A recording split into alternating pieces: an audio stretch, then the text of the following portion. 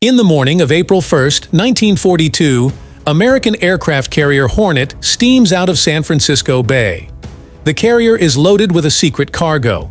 Stacked on her deck are 16 B-25 Mitchell bombers. Their destination? The Empire of Japan. 17 days later, these planes would rain destruction on Japan and send shivers to the spine and knees of the freshly triumphant Japanese war machine and populace. This is the story of the daring Doolittle Raid, the first American attack on the Japanese home islands during World War II. Following the surprise attack on Pearl Harbor, the United States found itself reeling as its bases in Asia, such as the Philippines, Wake Island, and other Pacific outposts, fell under the swift Japanese advance. The demoralizing haymakers prompted President Franklin D. Roosevelt to call a meeting with his military officials at the White House on December 21, 1941. He wanted Pearl Harbor avenged quick, and the president wanted the strike back as soon as possible to prop up the sagging American morale. Roosevelt had wanted to pull a Pearl Harbor on Japan and sought the opinion from the military hierarchy. This means that American planes would bomb Japan, an attempt that was never tried before, owing to the loss of U.S. bases close enough for planes to strike the Japanese. Hand-picked to do the job was Lieutenant Colonel James Jimmy Doolittle, an accomplished aviator, who in peacetime was known for his coast-to-coast flights, record-breaking speed flights, and helped develop flight test instrument flying. While Doolittle helped plan and directed the mission, it was a Navy officer who conceptualized it.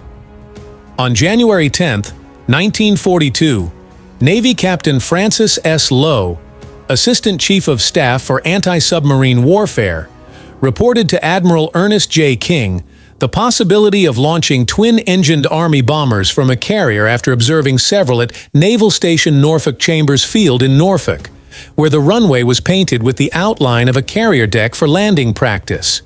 Doolittle was assigned to Army Air Force's headquarters to plan the raid. The aircraft to be used would need a cruising range of 2,400 nautical miles or 4,400 kilometers with a 2,000-pound 9-10 kW bomb load. Doolittle selected the B-25B Mitchell to carry out the mission. As Japan is way far from the range of the Mitchell, which was about 1,300 miles, the bombers had to be modified to hold nearly twice the normal fuel reserves. Also considered for the mission were the Martin B-26 Marauder, Douglas B-18 Bolo, and Douglas B-23 Dragon, but the B-26 had questionable takeoff characteristics from a carrier deck, and the B-23's wingspan was nearly 50% greater than the B-25's, reducing the number that could be taken aboard a carrier and posing risks to the ship's superstructure. As planned, the planes are to go to Vladivostok after the mission and would be turned over to the Russians as lend-lease. But negotiations fell through. Stalin refused to let the American planes in, as Moscow had agreed to a non-aggression pact with Tokyo 8 months before Pearl Harbor. This would have shortened the plane's route by 600 nautical miles, or 1,100 kilometers. At any rate, it was China's Chiang Kai-shek who volunteered to accept American bombers in Chinese soil despite the threat of Japanese reprisals. 5 possible airfields were selected. These sites would serve as refueling stops, allowing the crews to fly to Chongqing. Bombers attacking defended targets often relied on a fighter escort to defend them from enemy fighters, but accompanying fighters were not possible. The raid was immediately approved, and the 17th Bombardment Group was chosen to provide the pool of crews from which volunteers would be recruited. The 17th BG had been the first group to receive B-25s, with all 4 of its squadrons equipped with the bomber by September 1941. The 17th not only was the first medium bomb group of the Army Air Corps, but in early 1942 also had the most experienced B-25 crews. Its first assignment following the entry of the United States into the war was to the U.S. 8th Air Force. Initial planning called for 20 aircraft to fly the mission, and 24 of the group's B-25B Mitchell bombers were diverted to the Mid-Continent Airlines Modification Center in Minneapolis, Minnesota. With support provided by 2 senior airline managers, Wold Chamberlain Field's maintenance hangar was the first modification center to become operational. From nearby Fort Snelling, the 710th Military Police Battalion provided tight security around this hangar, as the bombers were being modified.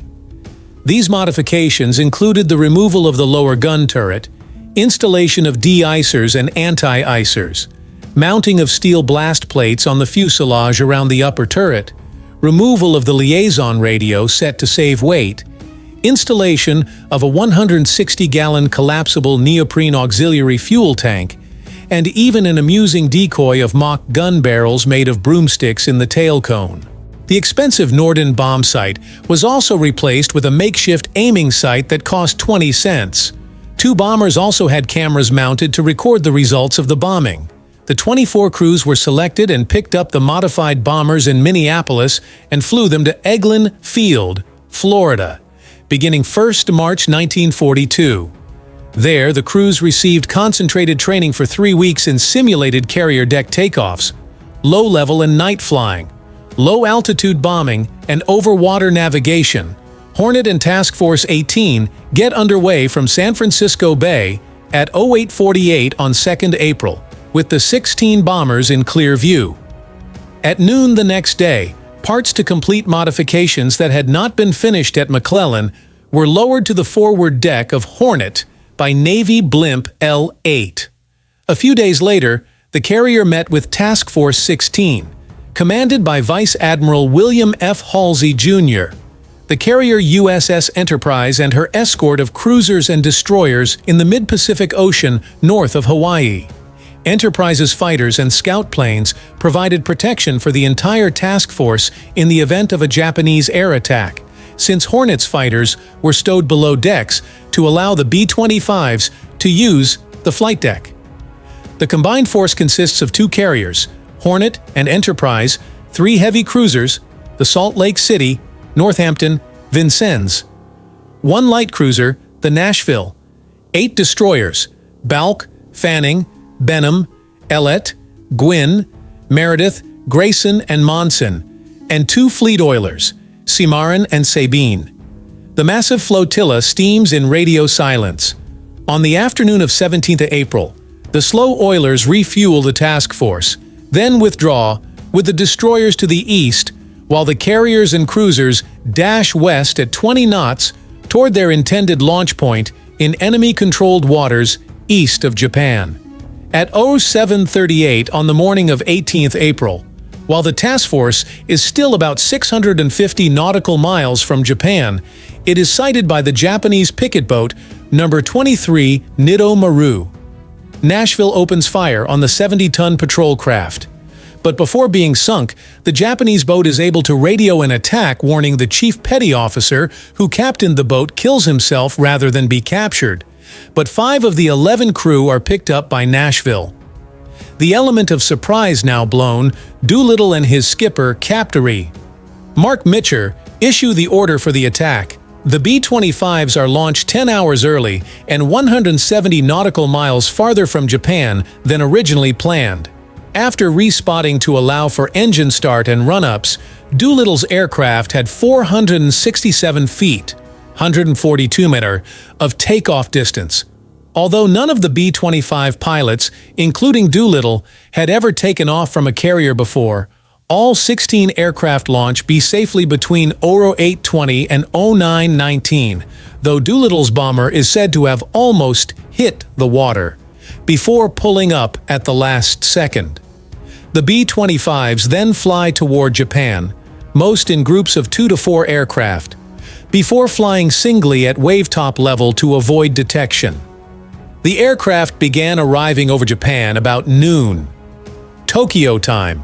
6 hours after launch, climbed to 1,500 feet and bombed 10 military and industrial targets in Tokyo, 2 in Yokohama, and 1 each in Yokosuka, Nagoya, Kobe, and Osaka. Although some B-25s encountered light anti-aircraft fire and a few enemy fighters over Japan, no bomber was shot down. Only the B-25 of 1st Lieutenant Richard O. Joyce received any battle damage, minor hits from anti-aircraft fire. One bomber piloted by 1st Lieutenant Everett Holstorm had jettisoned its bombs before reaching the target after being chased and strafed by fighters as its gun turret jammed. The Americans claimed to have shot down 3 Japanese fighters, one by the gunners of the Whirling Dervish, piloted by 1st Lieutenant Harold Watson, and 2 by the gunners of the Hari Carrier, piloted by 1st Lieutenant Ross Greening. Many targets were strafed by the bomber's nose gunners. Surprisingly, the ruse of the broomstick stuck on the bomber's tail cones worked as no airplane was attacked directly from behind.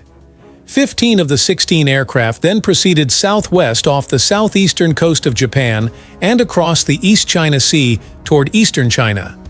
One B-25, piloted by Captain Edward J. York, was extremely low on fuel and headed instead for the Soviet Union rather than be forced to ditch in the middle of the East China Sea. The raiders faced several unforeseen challenges during their flight to China. Night was approaching, the aircraft were running low on fuel, and the weather was rapidly deteriorating. None would have reached China if not for a tailwind as they came off the target, which increased their ground speed by 25 knots for 7 hours. All 15 aircraft reached the Chinese coast after 13 hours of flight and crash-landed, or the crews bailed out. One crewman, 20-year-old Corporal Leland D. Factor, flight engineer gunner with 1st Lieutenant Robert M. Gray, was killed during his bailout attempt over China, the only man in that crew to be lost. 2 crews of 10 men are missing.